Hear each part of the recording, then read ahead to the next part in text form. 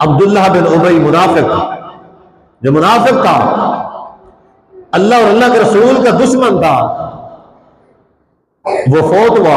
جب وہ فوت ہوا، نبی صلی اللہ علیہ وسلم کو اس کے جنازے کے لیے بلایا گیا۔ اللہ کے رسول اس کا جنازہ پڑھا دے۔ اب ظاہری طور پہ وہ مسلمان تھا لیکن اندر سے منافق تھا، تو نبی صلی اللہ علیہ وسلم کو اس کے جنازے کے لیے بلایا گیا۔ حضرت عمر موجود تھے۔ عرض کی اللہ کے رسول کہ آپ عبداللہ بن ابی منافق کا جنازہ پڑھائیں گے، حالانکہ اس نے فلاں فلاں موقع پہ اللہ اور اللہ کے رسول کے بارے میں یہ کہا ہوا ہے، اس نے فلاں فلاں موقع پہ یہ منافقت اور دھوکہ کیا ہوا ہے کہ آپ پھر بھی اس کا جنازہ پڑھائیں گے؟ نبی اسلام بار بار حضرت عمر فرما رہے ہیں، نبی اسلام نے فرمایا اللہ نے مجھے اختیار دیا ہے، اللہ نے مجھے اختیار دیا ہے، لہٰذا میں چاہتا ہوں کہ میری امت کا بندہ ہے، کسی بھی طریقے سے شاید اللہ اس کو بخش دے۔ پھر کیا ہوا؟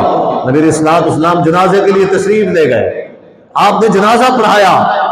جب جنازہ پڑھایا، اللہ نے آسمان سے قرآن نازل فرما دیا۔ اللہ نے فرمایا وَلَا تُصَلِّ عَلَىٰ أَحَدٍ مِّنْهُمْ مَاتَ أَبَدًا، یہ منافق ہے، اور اس جیسے جتنے بھی منافق ہیں، وَلَا تُصَلِّ عَلَىٰ أَحَدٍ مِّنْهُمْ، ان میں سے کسی کا نماز جنازہ آپ نے نہیں پڑھنا۔ وَلَا تَقُمْ عَلَىٰ قَبْرٍ، آپ نے ان میں سے کسی کی قبر کے پر نہیں کھڑا ہونا۔ نہ نماز جنازہ پڑھانا ہے، نہ ہی قبر کے پر کھڑے ہو کے ان کے لیے دعا کرنی ہے۔ حضرت عمر نے فرمایا اللہ نے آسمان سے قرآن نازل کر دیا۔